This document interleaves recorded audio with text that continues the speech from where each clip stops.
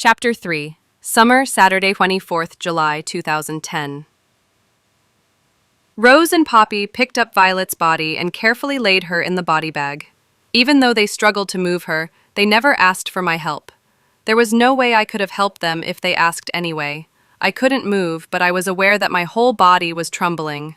They moved in tune, and I realized it wasn't the first time they had to stuff a dead person into a bag. How many times had they cleaned up after his murders? My eyes fixed on Violet. She looked peaceful, as if she were sleeping. Of course, I knew she wasn't. Rose zipped the bat up, and I sagged in relief, mentally thanking Rose, creating the plastic shield between Violet's still face and my eyes. "Goodbye," Poppy whispered, and placed her hand over where Violet's heart would be. I watched in horror as they stood up and grabbed a bucket and mop. They're really cleaning up the blood. The water in the bucket quickly turned pink as it mixed with the blood.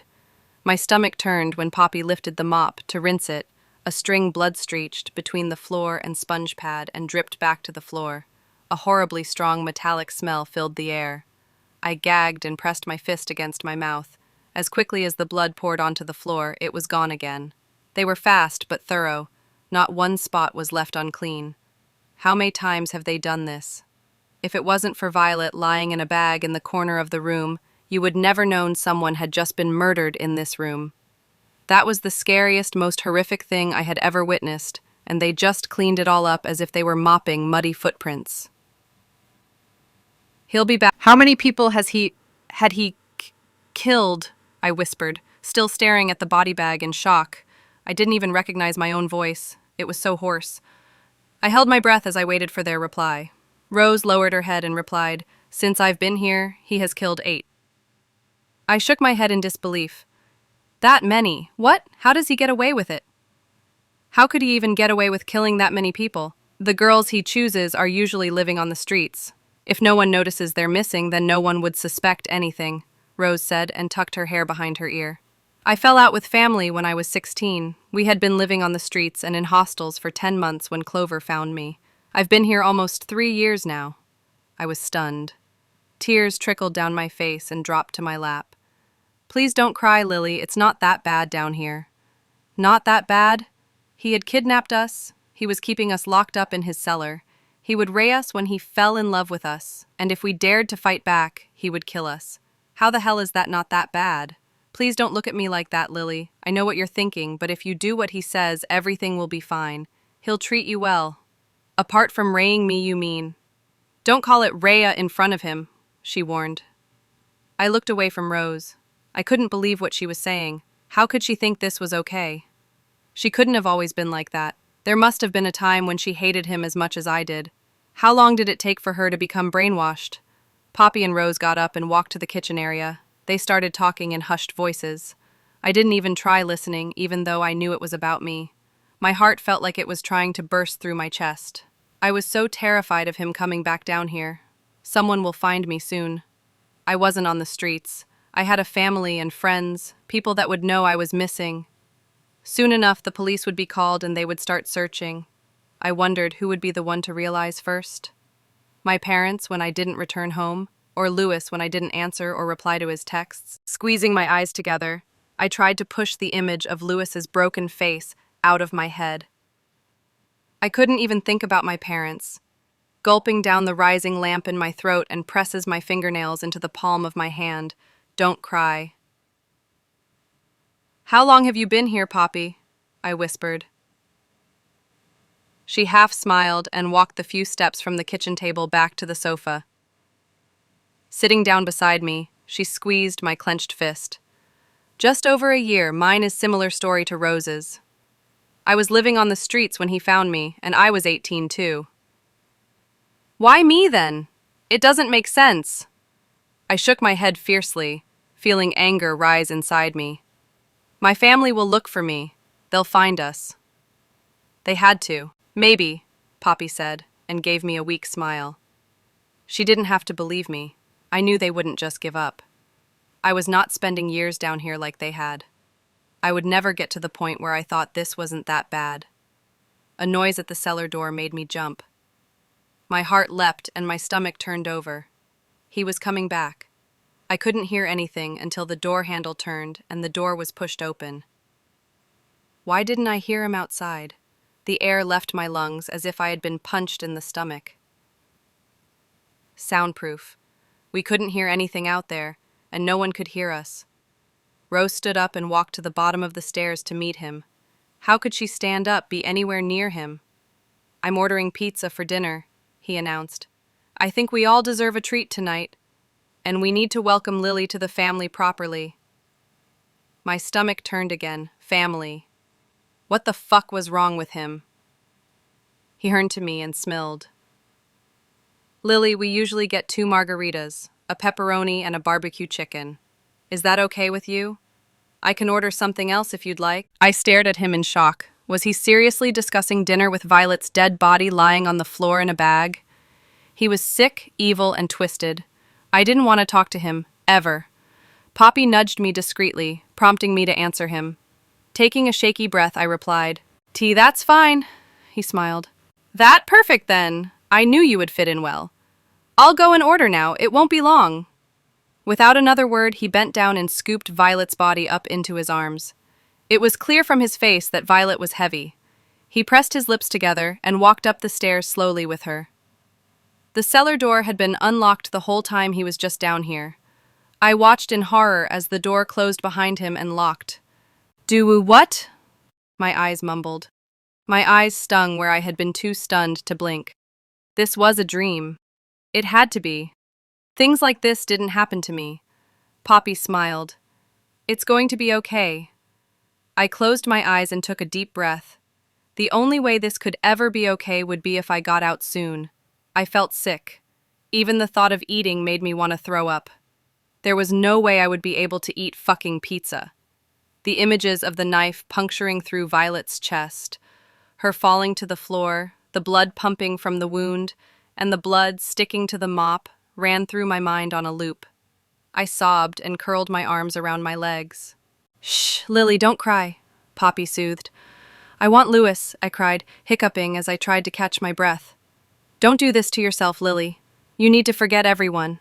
I'll be easier, I have." "I can't forget him. I need him."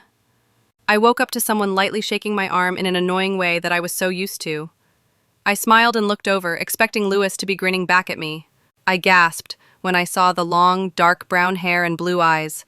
It wasn't Louis I had woken up to. It was Rose. How could I have fallen asleep? Gasping in shock and realization that all this wasn't just a horrible dream, I shoved myself back against the sofa. "Sorry I scared you, Lily. Clover's here with the pizza," she whispered. "Come, sit with us." I stopped breathing. My lungs felt as if they were being crushed. Could I sit with him and eat? Did I have a choice? Rose put her hand on my shoulder and nudged me forwards. "Here, you sit next to Poppy." My body tensed as I sat down at the table. He was opposite me and sat there as if nothing was wrong at all. To him, this was normal. The realization was like being slapped in the face. This is his normal. The oak table was covered in a bright white cotton tablecloth and a fresh vase of white lilies. The pizza had been removed from the boxes and piled on 2 large serving dishes either side of the flowers.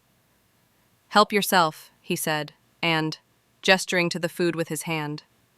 He made it sound like I had a choice, but the steely look in his eyes told me I didn't. He wanted us to eat as a family, and I didn't want to find out what he would do if I refused. I reached out and took the slice that was closest to me, quickly retracting my hand so I was as far away from him as possible. He gave me a warm smile, his eyes glowing now.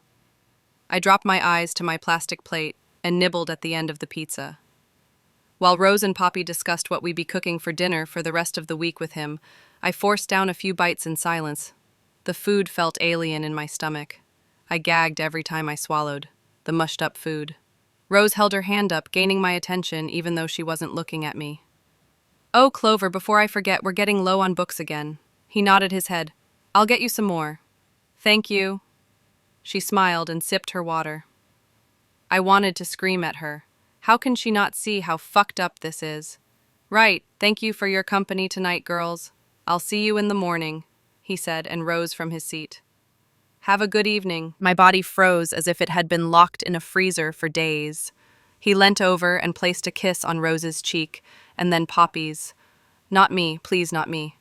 I could hear my pulse smashing in my ears and bile rose in my throat. He bowed his head towards me and turned and walked away. I let out a big sigh of relief. I couldn't let him touch me. He stopped on the top of the stairs and unlocked the door. I didn't take my eyes off him as he left the room and locked the door from the other side. I wanted to make sure he had really left. Rose and Poppy got up and gathered the plates together to clean up. There was only one of him, and 3 of us. We could overpower him if we worked together. Had they tried that before, or were they always too scared? I wasn't even sure if Rose would want to. "Come and watch a film with us," Poppy said. I looked up at her and realized they had cleaned everything away, and Rose was now sitting in front of the TV. I joined them on the sofa and stared at the screen, but couldn't take anything in. Wrapping my arms around my legs, I sunk back into the sofa to try to make myself disappear. Nothing felt real anymore. Hours must have passed because Rose switched the TV off and they both stood up. "Lily," Poppy said in a soft voice, as if she were speaking to a young child. "Come on, we need to all get showered and go to the bed. I'll show you bathroom," and gave me some pajamas. Whose pajamas were they? Violet's? She left me to it. There was no lock on the door. I wished there was so I could shut myself in here and stay away from them all. Turning the shower on, I ran my hand under the water until it warmed up. Why was I doing this? Because he could kill you without question. Stripping out of my clothes, I stepped into the shower and sunk to the floor. I started crying, gasping for breath as my cry turned hysterical. I gripped my hair and closed my eyes as my tears mixed with the hot water. Eventually, I forced myself to get out of the shower and get dressed. Crying wasn't going to get myself anywhere, and I didn't want any more attention that I was already getting. I wrapped the towel tightly around myself and opened the bathroom cabinet. I noticed straight away that there were no razors. In their place were 2 boxes of waxing strips. Nothing in the cabinet could cause any damage to anyone. Closing the door, I made the mistake of looking at myself in the mirror, screwed to the front. My eyes were bloodshot and puffy.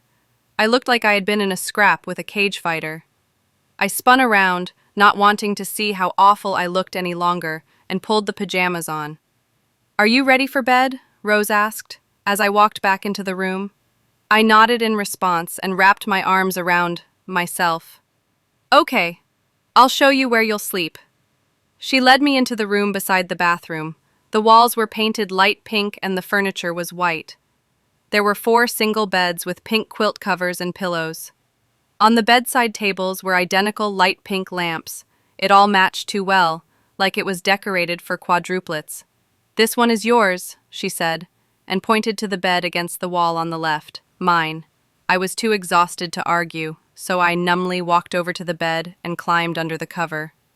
Closing my eyes, I prayed sleep would come soon and take me away from here, and that when I woke up, it would be in my own room.